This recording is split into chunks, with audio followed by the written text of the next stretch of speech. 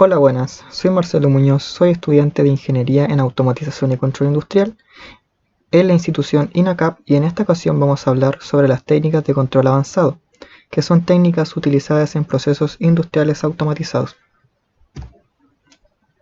Bueno, en esta presentación se explicarán 3 diferentes métodos de control aplicados en sistemas de automatización que plantean diferentes escenarios en donde pueden ser respectivamente utilizados según lo requiera el proceso.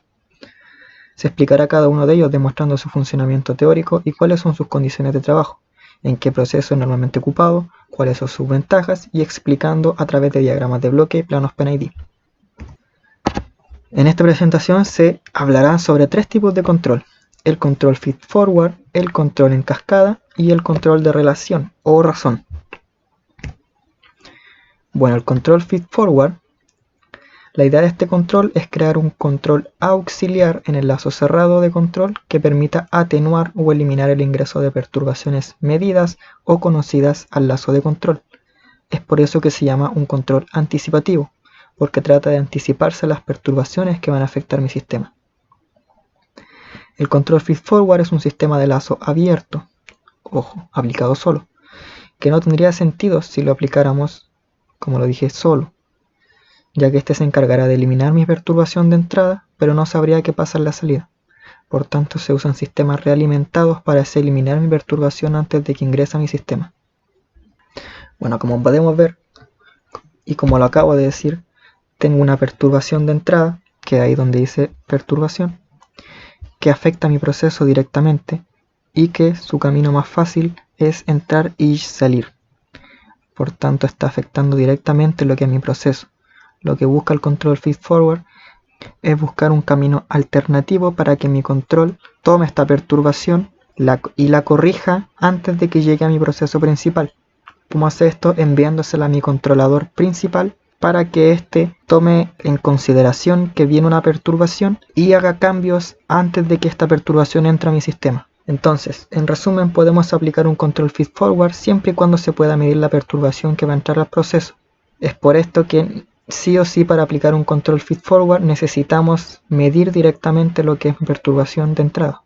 Aquí se hace una comparación de lo que es el sistema realimentado y el sistema anticipativo. El sistema de realimentación es un lazo cerrado, en comparación a que mi anticipativo aplicado solo es un lazo abierto. Mi control realimentado es un control lento, ya que toma tiempo a que mi sistema analice mi error y lo corrija. En cambio, un sistema anticipativo es rápido, ya que elimina su perturbación antes de que éste llegue a su salida. Un sistema realimentado es un sistema robusto que abarca mucho más control del que puede un anticipativo. Por tanto, el anticipativo no es un sistema robusto. El realimentado afecta la estabilidad de mi proceso y en cambio el anticipativo no lo afecta, sino que lo estabiliza. Mi control realimentado es correctivo y mi control anticipativo es un control preventivo. Como podemos ver, la mejor estrategia es usar ambos controles conjuntamente, ya que mi control anticipativo corrige gran parte de mi error y el control realimentado termina de corregir en el permanente el error faltante. Aquí tenemos un diagrama de bloques del control feed-forward, donde se puede ver que se juntan los dos sistemas, el control realimentado y el anticipativo, y mi control feed-forward envía mi señal de perturbación a la suma de mi control para que mi control principal pueda hacer un cambio antes de que mi perturbación llegue a mi sistema. Por tanto, le busca un camino alternativo. Bueno, en este momento vamos a ver un ejemplo de un control feed-forward aplicado en un plano PNID. Bueno, como podemos ver, este es un sistema de un intercambiador de calor que lo que hace es pasar agua a través de un serpentín para que ésta alcance cierta temperatura. Como podemos ver, la temperatura se analiza antes de que entre y después de que sale, para así poder mi controlador observar de que mi temperatura está llegando a su set point, está llegando al valor que yo deseo que mi temperatura llegue. Entonces, el proceso es que entra el agua, pasa por este serpentín y este intercambiador de calor aplica el calor necesario para que mi temperatura en mi salida sea, por ejemplo, de 100 grados Celsius. ¿Cuál sería mi perturbación en este sistema? el agua de mi sistema no siempre va a estar a la temperatura que yo deseo. Por ejemplo, yo tengo que mi temperatura de entrada es 20 grados. Yo voy a aplicar cierta cantidad de calor para que el agua suba 80 grados Celsius y en mi salida pueda haber una temperatura de 100 grados Celsius en el agua. Pero en cierto momento el agua baja a 0 grados Celsius y mi controlador va a seguir ingresando la cierta cantidad de calor que estabiliza mi agua a 100 grados Celsius. Pero lo que va a pasar es que como viene a menos grados, mi controlador no se va a dar cuenta de que está faltando calor en mi sistema y está bajando mi temperatura hasta que el agua salga del sistema. Por tanto, cuando detecte que la temperatura bajó, va a ingresar más calor a mi sistema, pero al momento de que él se da cuenta, mi agua ya está saliendo a esa temperatura. Por tanto, va a haber una perturbación que mi controlador en ese segundo no va a poder anticipar, no va a poder saberlo. Por tanto, va a haber un gran lapso de agua que va a estar a una temperatura baja y en mi proceso no puede pasar eso. Mi controlador tiene que atenuar esta perturbación antes de que salga de mi sistema o lo antes posible. Por tanto, se aplica un control feed forward, que es una realimentación que anticipa a la temperatura que está entrando el agua a mi sistema. Por tanto, antes de que ingrese, yo ya sé a qué temperatura está. Por tanto, si bajó 10 grados Celsius antes de que entre a mi sistema, mi controlador ya va a estar haciendo un cambio para que empiece a calentar antes de que ingrese al serpentín. Eso sería un control feed forward aplicado a un sistema PIN-ID de un intercambiador de calor. Ahora vamos a ver lo que es un control en cascada. Bueno, vamos a suponer que en un proceso industrial cualquiera está dividido en varias etapas por las cuales la variable principal a ser controlada va transitando, solo que en cada etapa del proceso puede aparecer alguna perturbación que sea significante en el control de mi variable principal. Como lo vemos en la siguiente figura, tenemos varios procesos lineales en serie que a cada proceso le está ingresando una perturbación.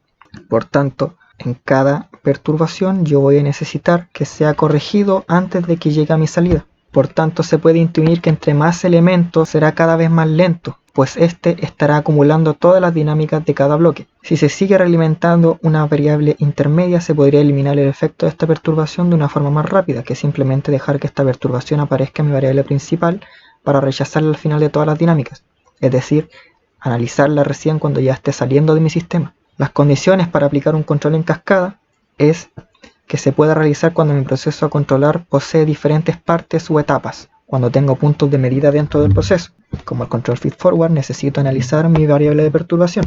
Y lo más importante, cuando mi variable a ser controlada sea mucho más lenta que la variable intermediaria, para que esta estructura realmente tenga sentido, ya que si la dinámica interna es más lenta, no se tiene ninguna ganancia al realimentar esta malla interna, pues a la salida del proceso no tendremos una ganancia considerable desde el punto de vista de control. ¿Y quiere decir esto? Que yo necesito que mi control secundario sea mucho más rápido que mi control principal. ¿Por qué? Porque yo necesito que mi variable secundaria sea corregida antes de que ingrese a mi proceso principal. Por tanto, si mi proceso principal fuera mucho más rápido que mi variable secundaria, cualquier perturbación que entre a mi sistema va a salir de mi sistema antes de que mi proceso secundario se dé cuenta de que esta perturbación entró a mi sistema. Como podemos ver en este diagrama de bloques, tengo dos procesos, un proceso secundario que es rápido y un proceso principal. El proceso principal está mucho más cerca de mi salida porque mi proceso principal, después de mi proceso principal, sale de este sistema, pero también tengo un proceso secundario que es por donde entra mi perturbación. Por tanto, lo que va a hacer este sistema, que es muy parecido a mi control feed forward, va a ser atenuar mi perturbación para que ésta no llegue a mi salida. Con esta malla de control vamos a hacer que la perturbación Q1 desaparezca rápidamente, dado que la malla de control es rápida, porque habíamos considerado que el subproceso era rápido y con la inclusión de un controlador se puede acelerar todavía más esta respuesta. Con esto mi segunda dinámica, que es el proceso principal, no va a haber el efecto de la perturbación Q1 porque ya la matamos en el primer lazo de control, como lo acabo de decir. Mi proceso secundario tiene que darse cuenta de la perturbación antes de que llegue a mi salida. Note que el control externo principal envía el setpoint para el control interno, secundario. ¿Qué quiere decir esto? Que yo tengo un controlador exclusivamente para mi señal de perturbación secundaria y tengo un control principal, que es el que actúa sobre mi actuador para que mi perturbación no se vea reflejada en mi salida, para que la atenúe antes de que llegue a mi salida. Bueno, para cada caso, para cada control, tenemos una explicación con un plano PIN-ID.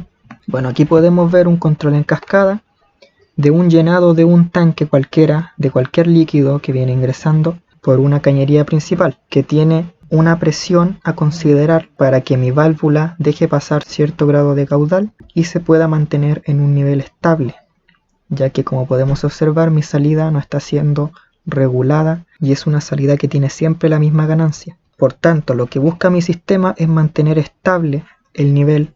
En este sistema se busca igualar la entrada y la salida para que mi error sea cero. Por tanto, a cierto grado de apertura de esta válvula, mi nivel va a quedar estable y mi salida va a ser igual a mi entrada. Esto sería en un sistema perfecto, sin perturbaciones, pero lo que tenemos es que la presión de entrada no siempre va a ser la misma, que esta sería mi perturbación. Por tanto, lo que queremos en este sistema cascada es siempre analizar mi presión de entrada para poder atenuar mi perturbación antes de que afecte mi variable de proceso, que en este caso sería nivel. Por tanto, antes de que mi presión suba, por cualquier motivo, mi válvula va a estar a cierta apertura. Mi controlador va a estar mandando una alimentación para que mi válvula esté a cierta apertura. Por tanto, va a dejar pasar cierta cantidad de caudal, si tuviera mi presión estable. Por tanto, mi nivel se va a mantener estable. Pero supongamos que viene una presión muy alta y a ese grado de apertura de mi válvula ya no van a estar pasando, por ejemplo, 20 litros por segundo, sino que van a estar pasando 40 litros por segundo. Y en el segundo de que mi nivel recién suba, que en este caso, que en cualquier caso puntual, todos los tanques son grandes, con mucha cantidad de agua, por tanto, cuando recién se dé cuenta el controlador de que mi nivel subió, ya va a ser muy tarde y va a haber pasado mucho tiempo antes de que mi controlador se dé cuenta de que mi nivel subió. Por tanto, yo necesito en este sistema saber cuándo es que viene una ráfaga grande de presión para yo poder ajustar mi válvula y cerrarla un poco para que no pase toda esa cantidad de agua a mi estanque, y vamos a tener un controlador secundario que actúe inmediatamente al momento de sensar una presión alta en mi sistema y mandar ese señal de error directamente a mi controlador antes de que se vea reflejado en su nivel. Por tanto, lo que hace el control en cascada es anticipar mi error con un controlador independiente, y este controlador se comunica directamente con mi controlador principal, siendo este controlador un controlador esclavo y mi controlador principal va a ser un maestro. Aquí se puede ver que la señal de error en mi controlador principal está dado por el set point menos la altura, y en este caso, en el controlador secundario, su señal de error sería el set point menos el caudal de entrada. Ahora vamos a ver lo que es el control de relación. Bueno, en muchas ocasiones es necesario lograr que uno o más productos se mezclen en una proporción determinada. Para esto debe asegurarse que los caudales en los que son agregados mantengan una relación entre sí, y de allí el nombre que recibe este tipo de control. Este tipo de control busca tener una relación de cantidades que debe tener una cierta proporcionalidad a cada fluido que debamos controlar. Pero hay casos particulares donde se nos hace imposible medir o controlar ciertos fluidos, ya sea porque no tiene accesibilidad, tiene cierta viscosidad o cualquier otro tipo de factor que no deja que sea manipulado hasta después de ser diluido, por ejemplo. Esto nos obliga a tener que mezclarlo con un fluido que sí podemos controlar para poder tener un producto final que tenga las características necesarias para el proceso. Bueno, ¿de qué estamos hablando aquí? Este tipo de control es aplicado a sistemas donde necesitamos sí o sí manejar dos tipos de variables. Por ejemplo, dos líquidos en una mezcladora. En una mezcladora que tengamos que sí o sí tener cierta proporcionalidad para, por ejemplo, la pulpa y, otro ejemplo, el agua. ¿Para qué? Para poder crear jugo. Entonces yo necesito, por ejemplo, un 20% de pulpa y un 80% de agua.